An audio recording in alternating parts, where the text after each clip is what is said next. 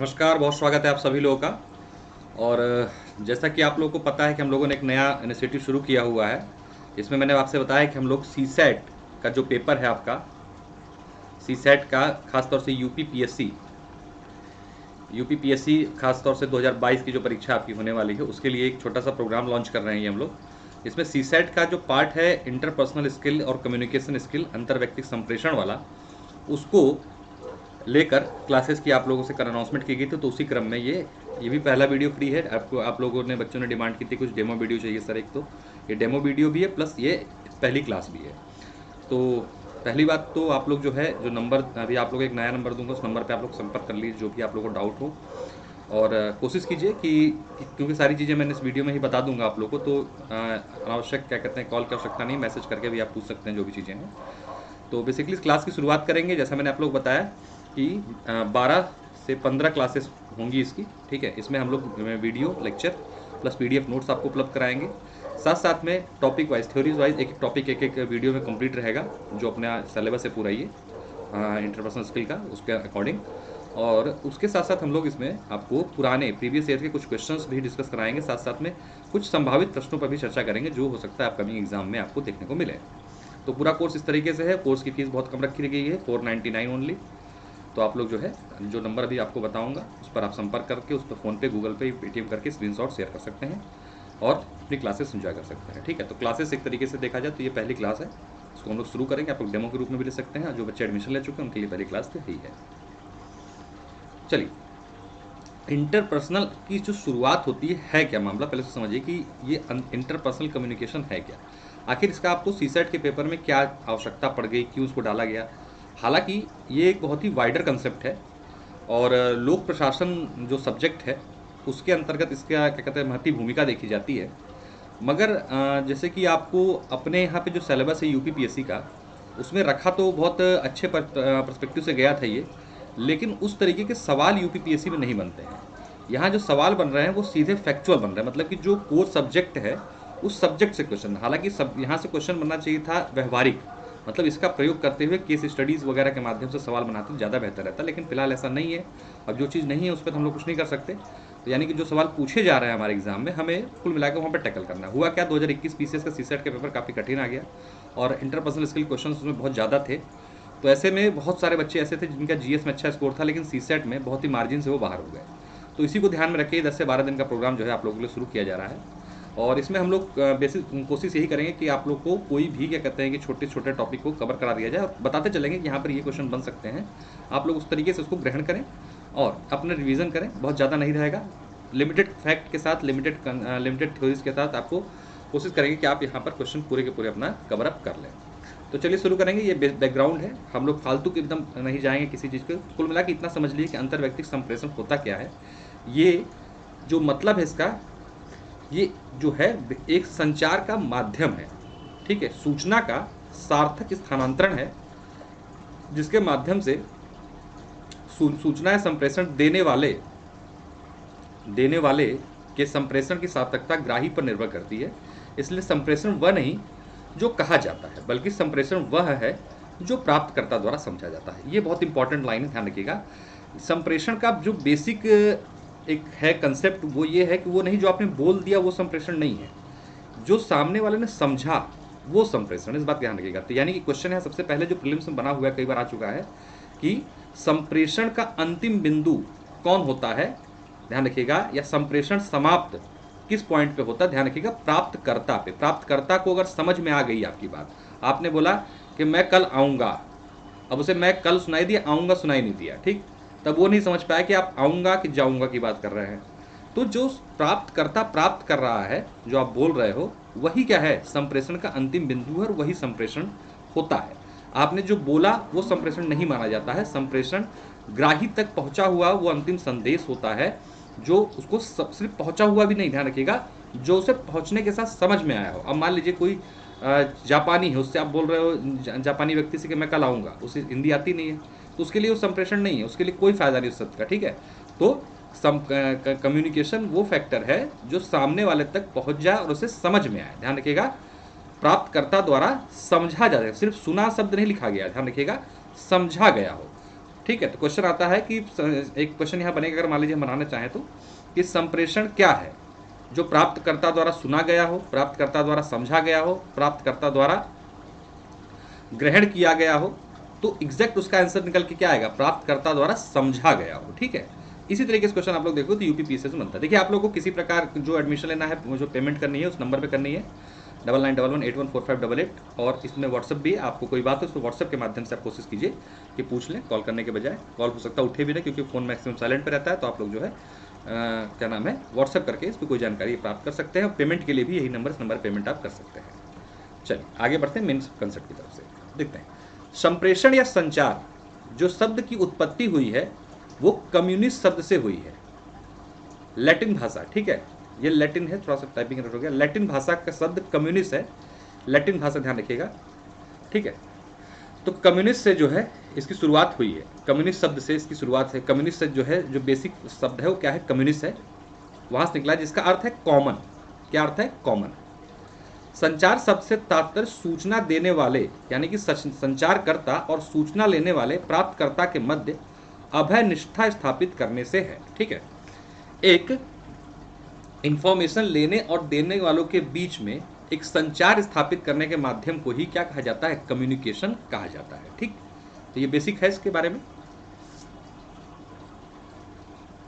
ठीक। अब आते हैं हम जहां पे क्वेश्चन बनेंगे वहां बताता चलूंगा आप लोगों को। ठीक। यहाँ पे जो क्वेश्चन अगर बनेगा, एक थोड़ा सा देख लीजिएगा। अगर क्वेश्चन बनता है कि सीधा क्वेश्चन देखिए, कम्युनिकेशन किस भाषा का शब्द है, तो ध्यान रखिएगा लैटिन भाषा का शब्द है। ये आप एक क्वेश्चन कभी बेसिक रूप में पूछा जा सकता है, हालांकि इतना बेसिक भी नहीं पूछता है। ठीक है। अब आते हैं मेन टॉपिक की तरफ, संप्रेषण के रूप। यहाँ से क्वेश्चन आपके स्पष्ट बनने शुरू हो जाते हैं। तो संप्रेषण यानी कि कम्युनिकेशन जो होता है 3 प्रकार से संभव है। ठीक है। तो पहला क्वेश्चन ये बनता है कि निम्न में से कौन सा संप्रेषण का प्रकार नहीं है? 3 ऑप्शन ये दे देगा, कोई चौथा और जोड़ देगा। ठीक है। तो वही से क्वेश्चन बनने शुरू हो जाते हैं। देखिए शुरुआत यहाँ से क्वेश्चन बनने की हो जाती है, और एक क्वेश्चन आया हुआ है बेसिकली। ठीक है। निम्न में से कौन सा संप्रेषण का फैक्टर या जो क्या कहते हैं कि फॉर्म नहीं है? ठीक। तो 3 है। ठीक है। इससे संभव हो सकता है एक व्यक्ति या स्वयं से संचार कर सकता है, मतलब आप अपने आप से बात कर सकते हैं, या किसी दूसरे व्यक्ति से संचार कर सकते हैं, और या एक व्यक्ति समूह से संप्रेषण कर सकता है, यानी कि जैसे हम एक व्यक्ति, कोई वक्ता है माइक पे खड़े होकर बोल रहा है, तो समूह से संप्रेषण कर सकता है। ठीक है। इस आधार से संप्रेषण क्या है? कुल 3 प्रकार के हैं। एक है अंतराव्यक्तिक, जिसे इंग्लिश में इंट्रापर्सनल बोलते हैं। दूसरा है अंतर्व्यक्तिक, इंटरपर्सनल बोलते हैं। और तीसरा है समूह संप्रेषण, यानी कि ग्रुप कम्युनिकेशन। ये 3 प्रकार के संप्रेषण आपको देखने को मिलते हैं।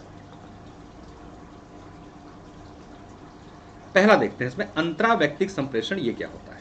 इंट्रापर्सनल कम्युनिकेशन, यह एक मनोवैज्ञानिक प्रक्रिया है। बस पहला क्वेश्चन यहाँ फिर से बन गया आपका कि संप्रेषण के प्रकारों में कौन सा संप्रेषण मनोवैज्ञानिक प्रक्रिया को इंगित करता है, या कौन मनोवैज्ञानिक प्रक्रिया के द्वारा संचालित होता है? तो क्या आंसर हो गया आपका? Intrapersonal communication. ठीक है।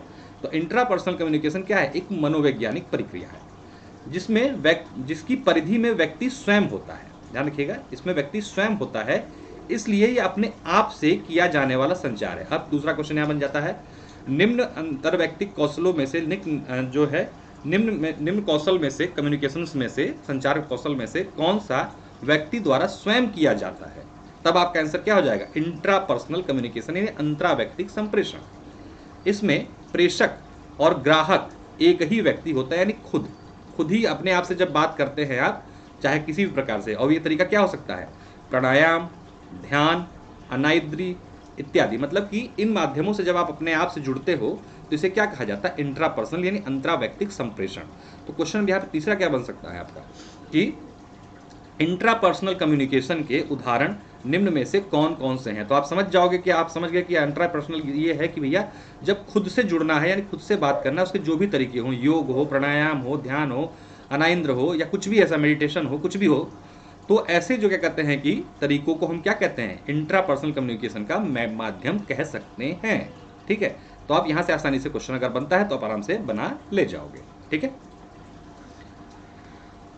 बहुत ज़्यादा लोड नहीं लेना है, एकदम सिंपल तरीके से समझते चले जाना है, ताकि आप एग्जाम में, आपको करना क्या है यार, 33 सवाल ही तो सही करने हैं।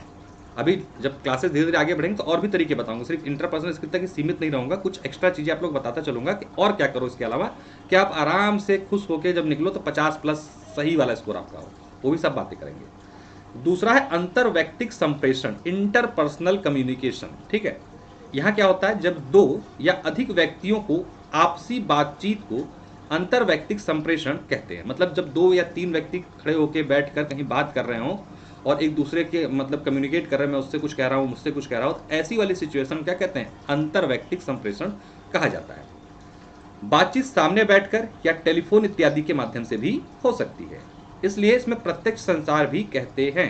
क्या कहते हैं, प्रत्यक्ष संचार भी कहते हैं। अब आ जाएगा क्वेश्चन यहाँ बनता आपका कि संचार के कौन से पैटर्न में प्रत्यक्ष संचार हमें देखने को मिलता है। ध्यान रखिएगा, अंतर व्यक्तिक इंटरपर्सनल कम्युनिकेशन में प्रत्यक्ष संचार होता है, यानी कि आमने सामने, चाहे सामने सामने बैठ के टेलीफोनिक, मतलब प्रत्यक्ष रूप से उस व्यक्ति से जुड़कर आप बात करते हैं। इसमें संप्रेषण दो तरफा होता है। फिर यहाँ क्वेश्चन बनता है एक तरफा। देखिए पिछली वाली स्लाइड को फटाफट देखिएगा, यहाँ एक तरफा है, यहाँ एक तरफा संप्रेषण है। ठीक है, अपने आप से ही है। दो तरफा कहाँ हो रहा है, दो तरफा हो रहा है आपका अंतर व्यक्तिक इंटरपर्सनल कम्युनिकेशन में। इसमें प्रेषक और प्राप्तकर्ता लगातार बदलते रहते हैं।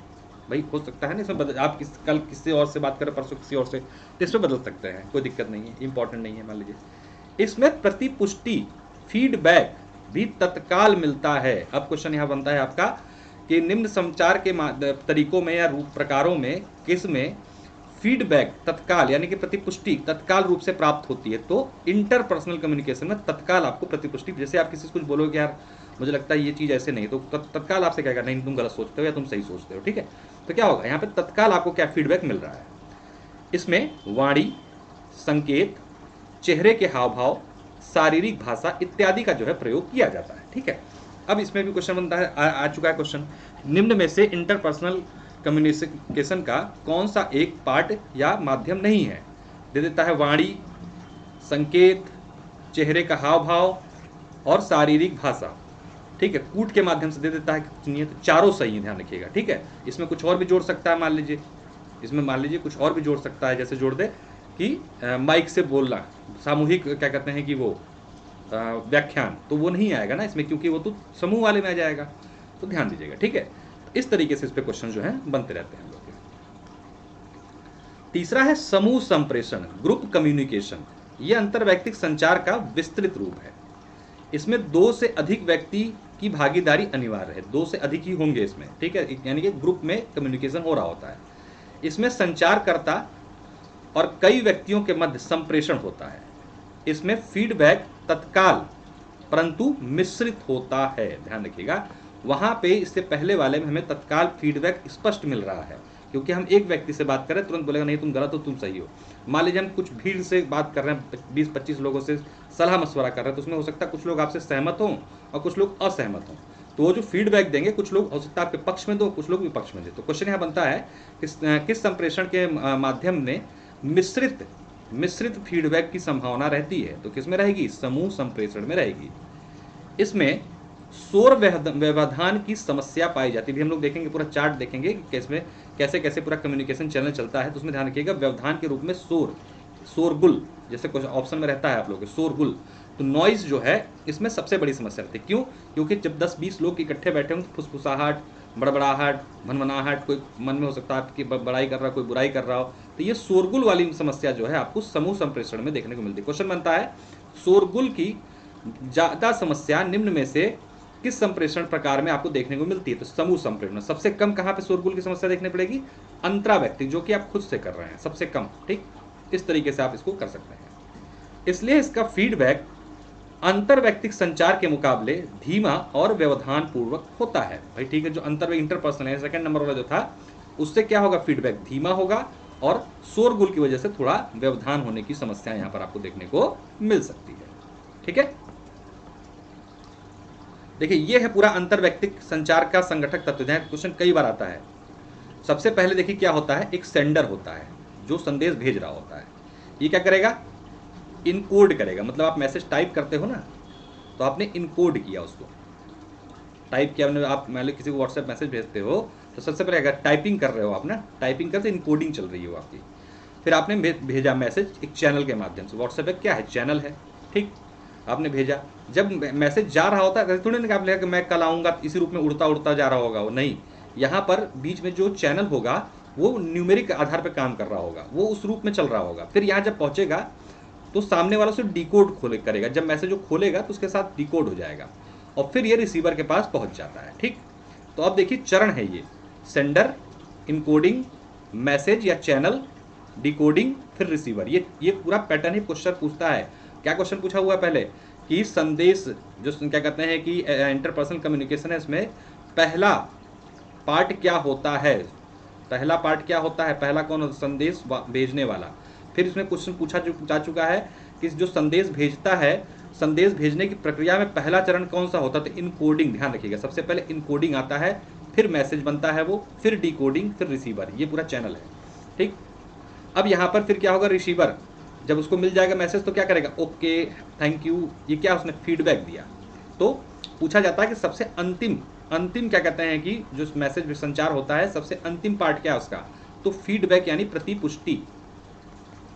सबसे अंतिम क्या है, प्रतिपुष्टि। सबसे पहला क्या है, इनकोडिंग, ठीक। ये क्या है, नॉइज। ये पूरे चैनल जो चल रहा होता है उसमें कहीं ना कहीं कुछ ना कुछ बाधाएं होती हैं, उसे हम क्या कहते हैं, नॉइज या फिर शोरगुल के नाम से जानते हैं। ये एक मैंने उदाहरण दिया व्हाट्सएप का, ये एक सामान्य बोलचाल में भी लागू होता है और हर जगह लागू होता है, ठीक है। अब आते हैं हम लोग संचार के मुख्यतः कुल मिला के 8 तत्व होते हैं। देखिए इसके बाद मैं फ्री वीडियो नहीं उपलब्ध करा पाऊंगा क्योंकि डेमो वीडियो यही पहली और अंतिम है। आप लोग जो भी लेना चाहें एडमिशन फटाफट ले लें क्योंकि बहुत तेजी से चलेगा, क्योंकि एग्जाम बहुत नज़दीक है। तो समय गंवाने से पहले आप लोग जो है इधर उधर भटके परेशान, उससे कोई फायदा नहीं है। बहुत कम फीस रखी गई है, मात्र इतनी जितने क्या कहते हैं कि आप लोग दे सको और उतना इतने में क्या कहते हैं कि ये पूरा प्रोग्राम संचालित हो सके, ठीक है। तो कुल मिला के अभी क्या कहते हैं कि ज़्यादा इसमें डेमो या प्रचार प्रसार नहीं होगा, ये लास्ट ही मतलब फर्स्ट और लास्ट डेमो वीडियो है। अब लगातार क्लासेस की वीडियो लगातार आप लोगों को मिलती रहेंगी। तो आप जो है इसको अपने स्तर पर फटाफट इस नंबर पे पेमेंट करके मैसेज भेज के ज़्यादा कोई इंक्वायरी वाली जो भी चीज़ें हैं साफ मैं फिर से बता दे रहा हूँ कि क्योंकि बहुत इंक्वायरी का तो समय नष्ट होता है, मैं आपको सही बताऊँ, ठीक है। तो कुल मिला के ये है कि ये 12 से 15 क्लासेस होंगी इसमें, ठीक। अब ये नहीं कि फिक्स बहुत अच्छे मैसेज देख रहा है पूरे कितने घंटे की, घंटे से मतलब नहीं, टॉपिक से मतलब है, ठीक है। जितनी देर का टॉपिक एक दिन का होगा वो खत्म हो जाएगा। मान के चलिए 30 मिनट प्लस ही रहेगी, हो सकता है 45 मिनट के आसपास ये क्लासेस आपको मिले लगभग मेरे, ठीक। उसके साथ साथ ये 499 का प्रोग्राम है, स्पष्ट कर दे रहा हूँ। और इसके साथ साथ इनमें क्या होगा, आपको डेली वीडियो मिलेगा रिकॉर्डेड प्लस PDF नोट्स मिलेंगे, ठीक। इस प्रकार से प्रोग्राम चलेगा। साथ में प्रीवियस ईयर क्वेश्चंस के कुछ सॉल्यूशंस मिलेंगे प्लस जो है एक्सपेक्टेड PYQ के क्वेश्चंस आपको मिलेंगे जो आने की संभावना है। तो ये मैं उपलब्ध कराने का यहाँ प्रयास करूँगा, ये सारी चीज़ की मेरी जिम्मेदारी है, ठीक है। इसके अलावा अगर कोई क्वेरी तो आप व्हाट्सएप पे आप भेज सकते हैं। CSET के सिर्फ इस पार्ट को हम यहाँ कराएंगे, बाकी किसी का पार्ट को यहाँ पे कराएंगे नहीं। हाँ, कुछ जरूर आपको गाइडेंस देंगे कि बाकी सेक्शंस में आप कैसे काम कर लें, ठीक है। ये मेरी जिम्मेदारी है। अब आते हैं, अब पहला क्वेश्चन आता है, फिर बनता है कि संचार के कितने तत्व होते हैं, ठीक है। तो 8 तत्व होते हैं, ध्यान रखिएगा। कितने, 8। सोर्स पहला क्या है इसमें, जो हम लोगों ने पीछे डायग्राम देखा, सोर्स यानी कि जो सेंडर है उसको सोर्स बोला जाता है। फिर सेकंड नंबर पे क्या आता है, नियोजन यानी कि इनकोडिंग। तीसरा संदेश मैसेज। चौथा माध्यम। पांचवा डिकोडिंग। छठा प्राप्तकर्ता। सातवां प्रतिपुष्टि। ये ध्यान रखिएगा लास्ट है। नॉइज 8वां फैक्टर है, फैक्टर जरूर है 8वां, ठीक है, लेकिन ये लास्ट नहीं क्योंकि ये पूरे कम्युनिकेशन चैनल के दौरान बना रहता है, भेजने से लेकर प्राप्त करने तक। तो ये अंतिम नहीं है, इसलिए बच्चे बड़े कंफ्यूज होकर आंसर शोर ला के चले जाते हैं कि अंतिम जो क्या कहते हैं कि वो है वो क्या है। तो बहुत सारे बच्चे शोर ला के कि फीडबैक प्रतिपुष्टि जो है ये अंतिम चरण होता है किस चीज का, आपके एक संचार का, ठीक है। एक एक करके सबको देखेंगे। सोर्स क्या होता है, सोर्स सेंडर यानी कि स्रोत, प्रेषक क्या है। संप्रेषण की प्रक्रिया स्रोत या प्रेषक में प्रारंभ होती है, ठीक है। मैंने जैसा बताया कि पहला व्यक्ति यही से प्रारंभ होती है। जिसके पास संप्रेषण के लिए अभिष्ट संदेश होता है उसे स्रोत कहते हैं। जिसके पास संदेश है, जिसके पास संदेश होगा वही तो भेजेगा ना भाई। तो यहाँ से संदेश की शुरुआत हो जाती है। स्रोत संदेश का जन्मदाता होता है। ये क्वेश्चन आता है, संदेश का जन्मदाता किसे माना जाता है, तो कुछ लोग इनकोडिंग लगा जाता है। ध्यान रखिएगा, जन्मदाता पूछेगा तो स्रोत यानी कि प्रेषक। जब कोई एग्जाम्पल के रूप में लिखा, जिलाधिकारी किसी मंत्री या प्रधानमंत्री को संदेश पढ़ता है तो वह अमुक प्रधानमंत्री स्रोत और जिलाधिकारी प्रेषक हो जाता है, ठीक। उस समय जब क्या हो रहा है, जिलाधिकारी उनके लिए मैसेज पढ़ रहा है ना, यानी मैसेज उनको कन्वे कर रहा है, और श्रोता कौन हो गया यहाँ पर, ये प्रधानमंत्री हो गया। परंतु जिलाधिकारी अब निजी संदेश देता है तो वह स्वयं स्रोत बन जाता है। भाई डिपेंड करता है ना सिचुएशन क्या है, ठीक है, एग्जाम्पल के रूप में समझाया गया है। दूसरा है इनकोडिंग। स्रोत प्रक्रिया के बाद सूचना की एनकोडिंग की प्रक्रिया होती है। भेजे जाने वाले संदेश में प्रयुक्त संकेतकों में रूपांतरण को संकेतन की प्रक्रिया कहते हैं। जैसे आप टाइप करते हो मैसेज, ठीक है, टाइप करते हो तो आप तो अपनी लैंग्वेज में टाइप कर रहे हो, लेकिन वो कंप्यूटर के लिए अलग होता है, ठीक है, इसे क्या कहते हैं, इनकोडिंग। इसमें प्रेषक संकेतकों का तंत्रिकीय आवेगों में परिवर्तन करता है। संकेतक काफी आसान भी हो सकते हैं, जैसे भोजन या जलपान के लिए आमंत्रित करना, या कठिन भी हो सकते हैं, जैसे किसी परियोजना निष्पादन की रिपोर्ट तैयार करना। भाई डिपेंड करता है मैसेज किस प्रकार का है। आप कहें कि चलो आज शाम को चाय पीते हैं, एक सामान्य सा मैसेज होगा जिसे आपने इनकोड किया हुआ है। एक पूरा लंबी चौड़ी फाइल बना के भेज रहे हो भैया परियोजना से रिलेटेड पूरे रिपोर्ट, तो ये डिपेंड करता है कि किस प्रकार का मैसेज है, ठीक है। तीसरा है संदेश। जब वो इनकोड कर दिया तो मैसेज में बदल गया ना। यह स्रोत तथा संकेतक एनकोडिंग का भौतिक रूप होता है। जब आपने टाइप वाइप कर डाला पूरा सब कुछ, तो क्या बन किया गया, एक मैसेज के फॉर्म में पूरा कन्वर्ट हो चुका है। उसी अर्थ को प्रतिनिधित्व करता है जो स्रोत और एनकोडिंग से प्राप्त होता है। जो स्रोत और एनकोडिंग के माध्यम से फाइनल आउटपुट निकल के आया मैसेज का, उसे ही संदेश कहते हैं। अधिकतर संदेशों में शब्द होते हैं जो या तो लिखित या मौखिक होते हैं। अब आप मान लीजिए व्हाट्सएप मैसेज में क्या लिख के भेजते हो या फिर वॉइस रिकॉर्ड करके भेज देते हो। फिर भी विविध प्रकार के अशाब्दिक व्यवहार भी संदेश में संप्रेषित करने के में प्रयुक्त हो सकते हैं, जैसे इमोजी भेज दिए, GIF भेज दिए, इन चीज़ों का भी तो मतलब होता है ना। और ये सिर्फ ये नहीं व्हाट्सएप के माध्यम से, इसको समझिएगा, जब आप क्या कहते हैं किसी से बात भी कर रहे हो तो हो सकता है इशारे से कुछ आप उसको इशारा कर दें, ठीक है, तो वो भी क्या है, उसमें क्या है, ना तो लिखित है ना तो मौखिक है, लेकिन इशारे में आपने उसको बता दिया आप क्या कहना चाह रहे हो उसको, ठीक है, तो ये हर जगह लागू होता है। जब हम बोलते हैं तो बोला गया संदेश क्या होता है, स्पीच मैसेज, और जब हम लिखते हैं तो लिखा हुआ संदेश क्या होता है, रिटर्न मैसेज। लेकिन अगर भाव से व्यक्त करते हैं तो क्या हो जाएगा, वो एक अशाब्दिक मैसेज हो जाएगा वो, ठीक है। माध्यम या चैनल से तात्पर्य उस साधन से है जिसके द्वारा कोई संदेश भौतिक रूप से प्रेषित होता है, प्रेषण तक पहुंचता है। अर्थात चैनल वह पथ है जिसमें संदेश भौतिक रूप से प्रेषित होता है। भाई चैनल कुछ भी हो सकता है, जैसे मान लीजिए आप टेलीफोन से बात कर रहे हैं, मैसेज से बात कर रहे हैं, मोबाइल से बात कर रहे हैं, या अगर सामने बैठे वाले व्यक्ति से बात करें तो जो वायु है, ठीक है, वायु में जो कण है जिसके माध्यम से क्या कहते हैं कि आवाज़ आवागमन करती है, वो भी क्या है, वो चैनल है। संप्रेषण के सभी प्रकारों में जनसंचार की पहुंच बहुत सर्वाधिक होती है। जनसंचार की पहुंच सर्वाधिक होती है। इसमें बड़ी संख्या में लोगों का जो है सम्मिलित होते हैं। मतलब जैसे कि आप जब जनसंचार करते हैं, संप्रेषण के सभी प्रकारों में जनसंचार जो है सबसे महत्वपूर्ण और सबसे प्रबल माना जाता है, क्योंकि ये लार्ज नंबर ऑफ पीपल तक ये पहुंचने की इसमें संभावना होती है जनसंचार में, ठीक है, जिसे कहते हैं आप लोग मास कम्युनिकेशन। तो इसमें लार्ज नंबर, तो क्वेश्चन यह बन जाता है कि संप्रेषण के किस प्रकार में जो है कि अधिक लोगों तक पहुंचने की क्षमता होती है। तो जनसंचार, ठीक है, एक होगा संवाद, एक होगा क्या कहते हैं कि व्याख्यान देना, एक हो सकता है बोले कि दो लोगों की आपसी बातचीत, एक होगा जनसंचार। तो जनसंचार क्या, जनसंचार का मतलब होता है आपने एक से बात बोली, उसने किसी और से बात बोली, तीसरे ने किसी और से बात बोली, मतलब आपने एक के पास बात पहुंचाई, बात पहुंचते पहुंचते बहुत लोगों तक पहुंच गई। इसी को क्या कहा जाता है, जनसंचार के नाम से जाना जाता है। तो जनसंचार सबसे अधिक तक लोग पहुंचने की एक क्या कहते हैं कि संप्रेषण की प्रकार है। क्वेश्चन ये बन चुका है, पहले आ चुका है, ध्यान रखिएगा, आगे भी बन सकता है। जनसंचार दो प्रकार का होता है, एक होता है परंपरागत मीडिया के द्वारा, एक नौ मीडिया जिसे आप सोशल मीडिया के नाम से भी जानते हैं। परंपरागत मीडिया के अंतर्गत पुस्तक, समाचार पत्र, चलचित्र, रेडियो, दूरदर्शन इत्यादि पारंपरिक माध्यम आते हैं। इसमें संचार औपचारिक, अवैयक्तिक तथा एक तरफा होता है। इसमें मतलब क्या होता है, बोल दिया, सामने वाले ने सुन लिया, उसको पसंद आया चाहे ना आया, आपने रेडियो पे जाके बोल दिया, चला गया, आपको समझ में आया नहीं समझ में आया, पसंद आया नहीं, कोई मतलब। नौ मीडिया क्या है, इसमें mobile, SMS, email, video conference, social networking. यहाँ क्या करते हैं, आप जब किसी चीज़ को, जैसे आपने फेसबुक पे कुछ लिखा, अब उसमें बहुत सारे लोग के पास ऑप्शन है, रिएक्ट करेंगे, नहीं जिसको पसंद नहीं आएगा वो गुस्से से दूसरा वाला गुस्से वाला बटन दबा देगा, कुछ लोग लिख देंगे कमेंट में उल्टा पुल्टा, जिसको पसंद आएगा वो ताली वाली बजा देगा ना। तो ये क्या है, दो तरफा। तो नौ मीडिया जो है वो क्या कर रही है, इसमें दो तरफा क्या कहते हैं कि संवाद होता है। क्वेश्चन आ जाए, ध्यान रखिएगा। तो नौ मीडिया यानी कि आधुनिक मीडिया में दो तरफा संवाद की संभावना है। जो परंपरागत तरीका संचार का, उसमें एक तरफा ही संचार हुआ करता है। तो क्वेश्चन आ सकता है, नए माध्यमों में संप्रेषण क्या होता है, वैयक्तिक और दो तरफा होता है, मतलब पर्सन टू पर्सन इसमें आदमी जुड़ जाता है। मतलब आपने मैसेज किया कोई फेसबुक पे मान लीजिए, उस पर किसी ने कमेंट किया तो आप उसको वापस रिप्लाई कर सकते हो पर्सनली। तो अब पूछा जा सकता है इसमें क्वेश्चन कि नौ मीडिया में क्या क्या विशेषता है, तो आप इसको एग्जाम्पल को आसानी यहाँ पे क्वेश्चन भी बना नहीं है, हालांकि बन सकता है। यह प्रेषक पर निर्भर करता है कि वो किस प्रकार के चैनल से संदेश को प्रेषित करे। प्रेषक अपनी इच्छा अनुसार औपचारिक या अनौपचारिक संचार माध्यम का प्रयोग कर सकता है, डिपेंड करता है प्रेषक के ऊपर और डिपेंड करता है वो किस प्रकार का संदेश देना चाहता है। अगला है डिकोडिंग, जो 8 शब्द है उसमें अगला है डिकोडिंग। संदेश को ऐसे रूप में बदलना जिसे प्राप्तकर्ता समझ सके को डिकोडिंग कहते हैं। ठीक है, जब वहाँ से मैसेज आए न्यूमेरिक को आप तक पहुँचाने के चैनल के माध्यम से जब उसको डाउनलोड करते हो तो आपको इस फॉर्मेट में मिलता है जिसमें आप आसानी से आप अपनी भाषा में उसको समझ सको। अभी स्पेनिश में कुछ लिखा हुआ आ जाएगा, समझ पाओगे? नहीं समझ पाओगे। ठीक है, फिर छठा कौन व्यक्ति है आपका? रिसीवर, प्राप्तकर्ता। संदेश जिस व्यक्ति की प्राप्ति के लिए भेजा जाता है उसे क्या कहते हैं? प्राप्तकर्ता या प्रापक, रिसीवर।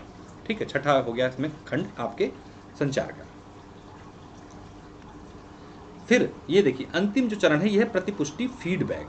चूंकि संप्रेषण में प्रेषण से सबसे महत्वपूर्ण प्राप्त करना है, इसलिए ज्ञात करना कि संदेश उसी रूप में प्राप्तकर्ता के पास पहुंचा है कि नहीं जिस रूप में उसे प्रेषित किया गया है, इस विधा को प्रतिपुष्टि यानी फीडबैक कहते हैं। अब क्वेश्चन यहाँ जो बनता है आपके एग्जाम में वो बनता है कि जो क्या कहते हैं रिसीवर तक जो संदेश पहुंचा है वो उसी रूप में प्राप्त हुआ है कि नहीं, उसको पता लगाने की विधि को क्या कहते हैं? तो क्या कहेंगे? प्रतिपुष्टि। वो बताएगा ना जब उसको समझ में आएगा तभी, नहीं तो क्वेश्चन मार्क बना के मैसेज आपके भेजे, आप उसको समझ में आया नहीं, आप इंग्लिश टाइप कर रहे हैं, इंग्लिश बन गया वो, और ऐसा आपने टाइप किया किसी को समझ में आया नहीं। ठीक है, तो क्या करें? क्वेश्चन मार्क बना के भेज देगा तो आप समझोगे कि हाँ इसको समझ में नहीं आया, और उसने एक टिक लगा दिया कि ओके या के, तो आपको पता लग गया कि हाँ सामने वाले को मेरी बात समझ में आ गई ना। ये क्या है? प्रतिपुष्टि, फीडबैक है। इसी से पता लगता है कि सामने वाले को आपकी बात समझ में आ गई। ठीक है, तो प्रतिपुष्टि अंतिम क्या कहते हैं कि संदेश का पार्ट है जो कि ये भी इंगित करता है कि सामने वाले को आपका संचार जो आपके द्वारा किया गया है वो समझ में आ चुका है सही तरीके से। संचार में प्रतिपुष्टि संदेश के विपरीत संचारित होती है। जहां संदेश प्रेषक से प्राप्तकर्ता के पास संचारित होता है, वही फीडबैक प्राप्तकर्ता से प्रेषक के पास संचारित होता है। भाई एकदम समझ में आसान बात है। आप संदेश जब भेज रहे हो तो जो आप प्रेषक हो और जिसके पास पहुंच रहा हो क्या है? प्राप्तकर्ता यानी रिसीवर है। लेकिन फीडबैक ठीक संचार के उल्टा चलता है। अब क्वेश्चन यह बन सकता है कि संचार के ठीक विपरीत चलने वाली कम्युनिकेशन का कौन सा एक पार्ट है? उसमें ऑप्शन दे देगा रिसीवर, इनकोडिंग, डिकोडिंग और फीडबैक, ऐसे करके 4 ऑप्शन दे दिया उसने। मान लीजिए कि संचार के ठीक विपरीत चलने वाली विधा कौन सी है? तो कौन सी है? फीडबैक। यानी कि जब संदेश भेज रहा है तो उसके पास रिसीवर के द्वारा वापस फीडबैक आ रहा है ना, तो ठीक उल्टा चलने वाली विधा को कहते हैं। ठीक है,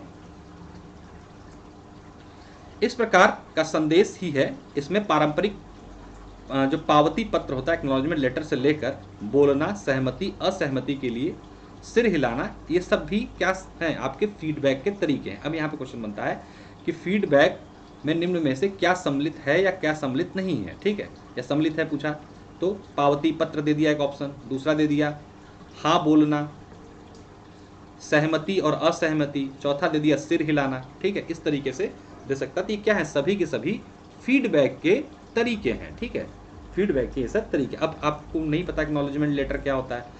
ये होता है जब कोई लेटर आता है तो उसको क्या कहते हैं कि वो करने के लिए, प्रतिपुष्ट करने के लिए इसका इस्तेमाल किया जाता है। ठीक है, तो ध्यान रखिएगा ये सभी के सभी क्या हैं? ये फीडबैक के परंपरागत और आधुनिक तरीके हैं। नेता के भाषण या शायर की शायरी पर ताली बजाना, ये भी क्या है? प्रतिपुष्टि का उदाहरण है।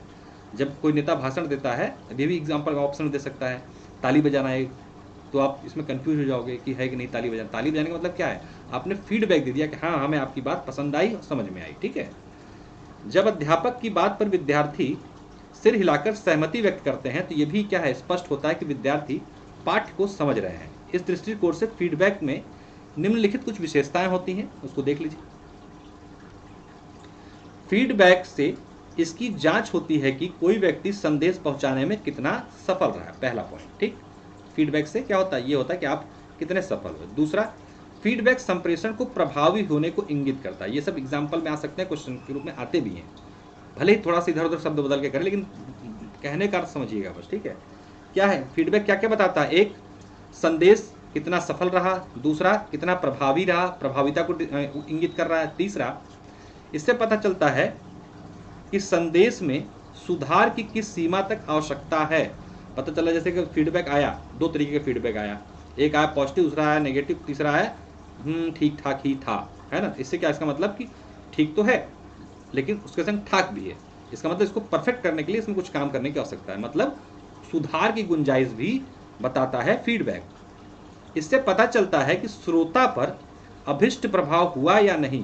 ठीक, अब मान लीजिए कि फीडबैक 50 लोगों के पास कोई चीज मैसेज गया, उसमें 5 लोगों ने फीडबैक दिया, इसका मतलब उतना प्रभावी नहीं रहा संदेश जितना प्रभावी उसे होना चाहिए था। 50 लोगों तक मैसेज गया, 45 लोगों ने रिप्लाई कर दिया, इसका मतलब प्रभावी रहा। तो प्रभाविता का, प्रभाव का आकलन भी करता है आपका फीडबैक।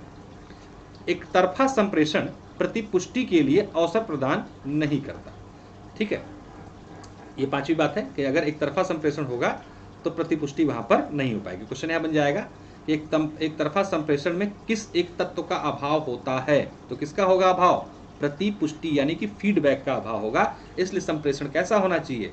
बेहतर संप्रेषण माना जाता है दो तरफा संप्रेषण। एक तरफा संप्रेषण में प्रतिपुष्टि का अभाव होता है और प्रतिपुष्टि ही संचार का सबसे महत्वपूर्ण पार्ट माना जाता है। ठीक है, तो ये है। अगला है शोर, नॉइस। संप्रेषण में उत्पन्न बाधा को क्या कहते हैं? शोर या शोरगुल कहते हैं। यह प्राप्तकर्ता द्वारा संदेश प्राप्त करने में बाधा, विकृति, हस्तक्षेप करता है। जैसे अब इसको एग्जांपल करो, आपने मैसेज भेजा व्हाट्सएप पे, नेट चला गया, नेटवर्क चला गया, क्या है ये? बाधा है। शोर का मतलब नहीं हल्ला होता रहेगा अगल बगल। बाधा, किसी प्रकार की बाधा को शोर से डिनोट किया गया, क्योंकि ये जो कंसेप्ट है ये बहुत पुराना है। जब ये व्हाट्सएप वगैरह नहीं था या टेलीफोन वगैरह नहीं था, उससे पहले का। तो भाई आप जब सामने वाले संचार कर रहे हैं, वो जब एक भौतिक संचार, मान लो मैं किसी व्यक्ति से कर रहा हूँ, थोड़ा दूर मुझसे बैठा है और बीच में पंखा कूलर चल रहा, तो क्या ये शोर है ना? तो किसी प्रकार के बाधा को शोर से डिनोट किया गया है संचार में। संचार में किसी प्रकार की अगर बाधा उत्पन्न होती है तो उसे शोर बोला गया है। और ये किसी प्रकार का, अब मैं किसी से कुछ बात कर रहा हूँ, पीछे से किसने आवाज़ लगा दिया, सुनो यहाँ सुनो, क्या हुआ? हस्तक्षेप हुआ। तो इस तरीके की किसी भी चीज़ को शोर के नाम से जाना जाता है, ध्यान रखिएगा। इसका मतलब ये नहीं कि सिर्फ हल्ला बजेगा तभी माना जाएगा। किसी प्रकार की बाधा, विकृति, हस्तक्षेप उत्पन्न होता है तो वो क्या है? शोर के अंतर्गत शामिल होते हैं। शोर मूलतः 4 प्रकार के होते हैं: भौतिक शोर, शारीरिक शोर, मनोवैज्ञानिक शोर और अर्थ संबंधी शोर। अर्थ संबंधी शोर यानी सेमेनेटिक शोर। ठीक है, तो सिंपल इतना याद कर लीजिए, इतनी डिटेल मत जाइए। भौतिक शोर तो आपको बता दिया, शारीरिक शोर अपने अंदर से मन नहीं सुनने बोलने का। ठीक है, मनोवैज्ञानिक शोर समझ में ही नहीं आ रहा, इंटरेस्ट खत्म है। सेमेनेटिक मतलब कि लगाव नहीं रहा। तो इस तरीके के जो अगर हैं तो ये है, सिंपल पूछ सकता है कि निम्न में से शोर का कौन सा एक प्रकार नहीं है या कौन सा शोर का एक प्रकार है। ये चारों क्या हैं आपके? शोर, यानी कि जो विकृति या बाधा के ये तत्व हैं। ठीक, फटाफट इसको देख लीजिए, इतना डिटेल तो इसको करने की आवश्यकता है, लेकिन फिर भी फटाफट जो जो इंपॉर्टेंट देख लीजिए। भौतिक शोर, यह वह शोर भी ये शोर भी यह वह शोर है प्राप्तकर्ता से बाहर का कोई ऐसा उद्दीपक जो संदेश प्राप्त करने में समस्या उत्पन्न करता हो, उसे भौतिक शोर कहते हैं। जैसे लाउड स्पीकर की आवाज़ से संदेश पहुंचने में बाधा उत्पन्न, लाइट चली जाए, पो टी टू आवाज़ आने लगती है, ये वाली जो होती है, ये क्या है? लाउड स्पीकर का भौतिक शोर। शारीरिक शोर, इसके अंतर्गत शारीरिक अक्षमता यानी कान खराब हो गया, विकलांगता, बहरापन इत्यादि भी हो सकता है। ठीक, मनोवैज्ञानिक शोर, प्राप्तकर्ता के पूर्वाग्रह से संदेश प्राप्त करने से उत्पन्न बाधा वैज्ञानिक शोर कहलाती है। मतलब आप जैसे कि किसी के बारे में एक दिमाग में सेट बिठा रखा है, जैसे कि होता ना कि जैसे मान लीजिए एग्जाम्पल के रूप में भाजपा, कांग्रेस, सपा पार्टियों की धारणा बनी हुई है अपने मन में। अरे भाजपा है तो हिंदू की बात करेगी, अरे ये है तो उसकी बात करेगी, ये है तो उसकी बात करेगी। ये वाला जो फालतू का जो दिमाग में, भले ही ऐसा कुछ हो ना हो, लेकिन एक पहले से पहले क्या कहते हैं पूर्वाग्रह बना के रखना दिमाग में, वो क्या होता है? ये मनोवैज्ञानिक शोर के अंतर्गत सम्मिलित होता है। इसका मतलब भले ही सब कुछ सही है, संदेश भी देने वाला ठीक है, पाने वाला भी ठीक है, लेकिन प्राप्त करने वाला पूर्वाग्रह से ग्रस्त है कि सामने वाला भैया इसकी मेंटेलिटी तो ऐसी है, तो ये ऐसी ही बात करेगा, भले ही उसका ऐसा कोई इंटेंशन ना हो। तो इसे क्या कहा जाता है? मनोवैज्ञानिक शोर। तो पूछा जा सकता है कि पूर्वाग्रह किस प्रकार की बाधा का अंग है? ध्यान रखिएगा, मनोवैज्ञानिक शोर के अंतर्गत इसको शामिल किया जाता है। तीसरा, अर्थ संबंधी शोर, एक संदेश के भिन्न भिन्न अर्थ निकालना अर्थ संबंधी शोर है। ठीक है, अब कल बोला गया कि इस ग्लास में, मैंने मैसेज लिखा कि ये आधा ग्लास पानी मुझे लाइए। ठीक है, अब उस आधे ग्लास को किस रूप में वो ले, अर्थ निकल गया। या फिर हमने कहा जल, हमें जल चाहिए, अब जल एक तो पानी हो गया, या सिर्फ जल लिख के मैं से डाल दिया जल, तो दो लोग समझेंगे, एक तो जल मतलब पानी, एक जल मतलब जल जाना, ठीक है। तो इस तरीके से जब भिन्न भिन्न अर्थ क्या कहते हैं निकल सकते हो, तो इसे क्या कहते हैं, अर्थ संबंधी शोर के नाम से हम लोग जानते हैं, ठीक है। तो ये पहला छोटा सा टॉपिक था, छोटा क्या ठीक ठाक ही था, यानी बेसिक तो यही से शुरुआत होती है। इसी तरीके से हम लोग जो है प्रयास करेंगे कि आप लोगों तक पूरे कंसेप्ट को क्लियर कराते चलें। कमेंट बॉक्स में जरूर बताइएगा कैसा लगा आप लोग को, और कुछ सुधार की अगर मैं आप लोगों को गुंजाइश समझ में आती होगी कुछ और बताइएगा, अगर कोई कमी है तो उसको भी दूर करने का प्रयास किया जाएगा। तो जो नंबर है 9911814588, इस पर आप पेमेंट कर सकते हैं। अगर सारी बातें मैंने क्लियर कर दी तब भी कोई डाउट हो तो व्हाट्सएप कर सकते हैं। न्यूनतम कॉल करिए, कॉल करने पर क्या होता है कि हो सकता है फ़ोन उठे ना उठे, क्योंकि पढ़ाना उड़ाना सब कुछ होता है, कंटेंट बनाना सारी चीज़ें होती हैं, तो फ़ोन उठने की गुंजाइश थोड़ी सी कम होती है। बाकी अगर ऐसी इमरजेंसी हो तो उठा भी लेंगे, ऐसी कोई बड़ी बात नहीं है। तो इस नंबर पे आप लोग कॉन्टैक्ट कर सकते हैं। फीस इसकी 499 रुपये रखी गई है। 12 से 15 क्लासेस के बीच इसको समाप्त करेंगे जल्दी, और इसमें आपको वीडियो प्लस PDF नोट्स जो है मिलेंगे। टेलीग्राम ग्रुप में आपको पेड ऐड किया जाएगा, रिकॉर्डेड वीडियो और PDF नोट्स आपको मिलते जाएंगे, ठीक है। प्लस प्रीवियस ईयर क्वेश्चंस मिलेंगे, और प्लस क्या है, आपको एक्सपेक्टेड क्वेश्चंस भी कुछ उपलब्ध कराने की कोशिश मैं करूँगा, ठीक है। चलिए आज के लिए इतना रखते हैं। बहुत बहुत धन्यवाद, नमस्कार।